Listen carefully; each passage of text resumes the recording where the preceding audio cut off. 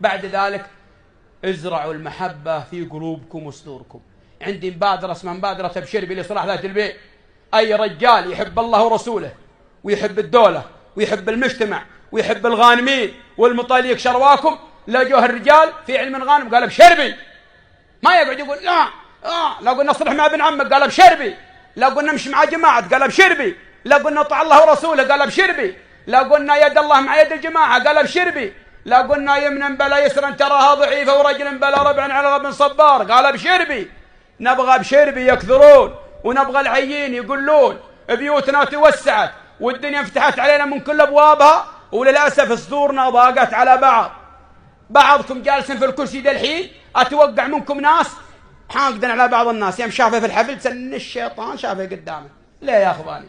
والله ما تستاهل الدنيا شيء، والله ان من تراب والى تراب وسوف ندفن في التراب. شوف جماعتك اللي يحبون على خشمك وعلى راسك، وعد سد هذا الوجه انك لما ان يحفرون لك حفره على مستوى وان يدفنوك دفن على مستوى، ثم يرصونه بالطين واللبن والخرسان، ثم يروحون من عندك الطيب فيهم ترى بيبكي عليك يومين، وبيروحوا المرأة بتتزوج ويمكن تلقى زوج ينطي منك تقول الحمد لله اللي انقلع عني، والعيال بيتوزعون هذا الورث كان عندك ورث، وان كان عندك دين ما ادري يسددونه ولا لا.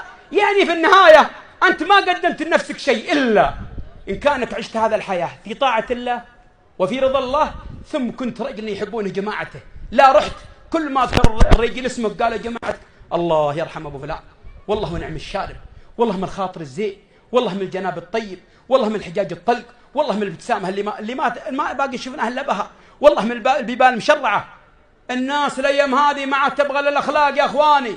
يقول سعد جعله في الجنه الادمي لولا المكارم والاخلاق كالحنظله من عرقها لي ورقها. الحنظله حتى البهايم ما تاكلها خل عاد البشر.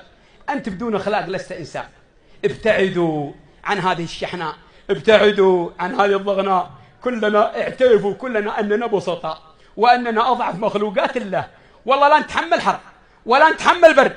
سوسه يمكن ما تشوفونها بالعين المجرده، والله لو تصرف في ضرسك تقعد تبكي مثل الوعاء، تبكي رأي البني ادم.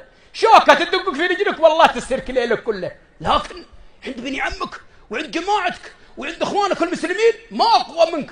ترى ما هي بقوه يا اخواني، هذه الشياطين تؤزكم أزة على بعض. الله أن يجعل في قلبي وفي صدري وصدوركم سعة. قولوا امين. الله يبعد ما في صدورنا من شحناء ومن غل، ويجعل المحبة والمودة دائما حالة في قلوبنا وصدورنا. قولوا امين.